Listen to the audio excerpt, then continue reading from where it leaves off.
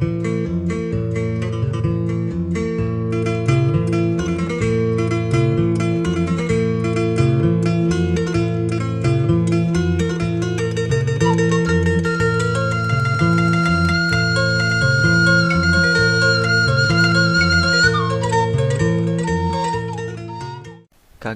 pikeun urang Sunda.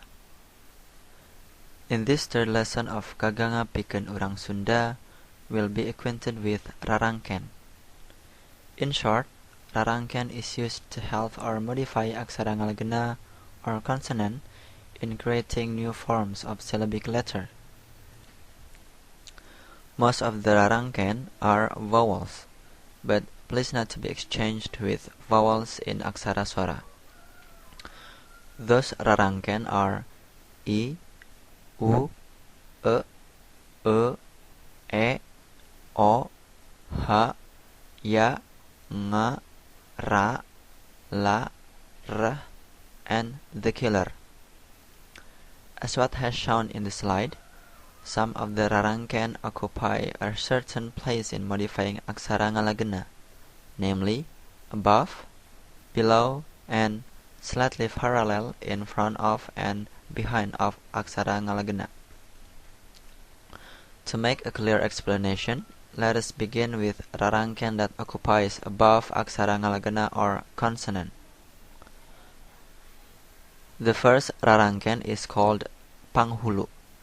This rarangken is used to change the vocal sound of the main letter from A to I. For example, the word na becomes ni. So the word nana can be changed into nini if panghulu is applied into its aksara ngalagena.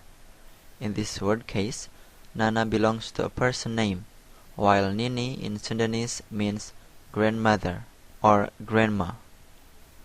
The second rarangken occupying above aksara ngalagena is pamapat. This one is used to change the vocal sound from A to E. In this order, the word na becomes n. The word example is nada, which means tone or intonation. After occupying pamapat, the letter na becomes n and creates the word neda, which means to eat. The third rarangken is panulung. This one is used to change the vocal in A to U of ngalagena letter. The letter na, for example, becomes nu after panulung is applied in this letter. The word in the left is nala, which means heart. When panulung is applied, it becomes nulu, which means to see. Next is panglayar. It is different from the previous third.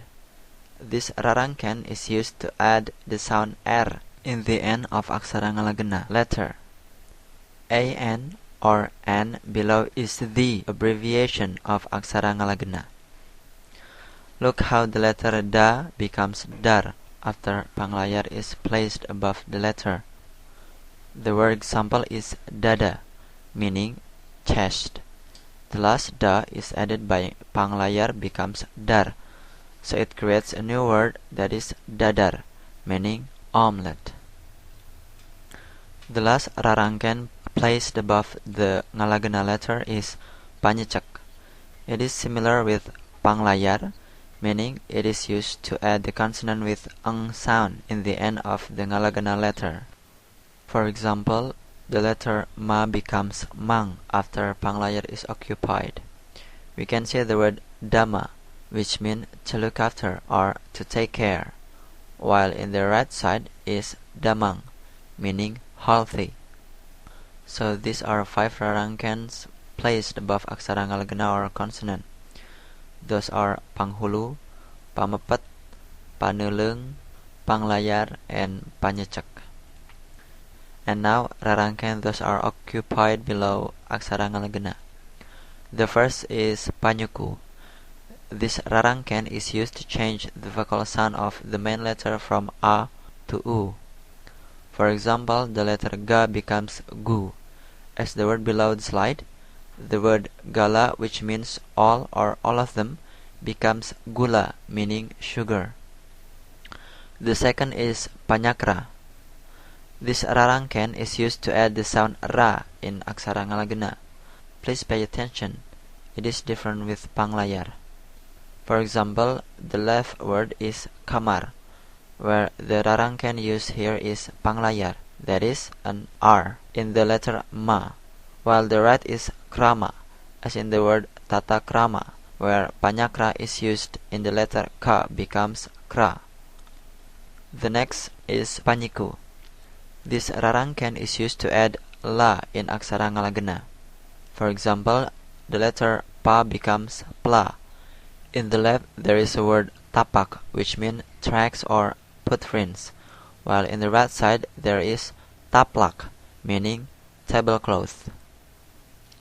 To be noticed that is rarangken, panyiku and also panyakra, both of them are able to be combined with other rarangken such as panghulu, pamapet, and panulung. As you can see in the slide, the letter ja is modified with panyiku becomes jela, and then it is added with panulung becomes jeli. So the letter used to rarangken all at once. The word example is gajlig, meaning imprecise. However, a letter can have two or more rarangken for its modification. So here they are, the rarangken that is placed below aksara Ngalagena. Those are panyuku, panyakra, and panyiku. Continue to the next rarangken that occupy in front of or behind the aksara Ngalagena. In this manner, rarangken is placed slightly parallel with the main letter of consonant. The first is paneleng. This rarangken is used to change the vocal sound of the main letter from a to e. Watch out, surely it is different with pamapet. There is an acute in this rarangken. It is different from other rarangken. This paneleng is placed in front of aksara Ngalagena. Look how the letter pa becomes pe after occupying paneleng. The word example in the left bottom is papat, meaning to whisper, usually a prey, while pepet, meaning fish fin.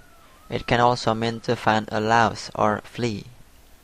After that, we have panolong. This rarangken is used to change the vocal sound of Ngalagena becomes o. Once again, be careful. It is almost the same with paneleng, but actually not. Paneleng is like this, while panolong is like that. The example is ka, and it becomes ko right after occupying panolong. The word example in the left is kaca, which means page of a book or mirror, while in the right, after using panolong, it becomes koco, meaning backwater. Other rarangken placed behind and a bit under consonant is pamingkal. This rarangken is used to add the sound ya in the main letter of Ngalagena. The word example given is ha becomes hia, as in the word hiang, which means to die or vanish, while hyang, meaning God, as in the word sanghyang. Next, we have pangwisad. As Panglayar, this rarangken is used to add the sound ha in the main letter of Ngalagena. For example, the word ara, meaning deep or never. This word is abbreviation from teara or tara, and when the pangwisad is occupied, the word becomes arah, which means to wish or to hope.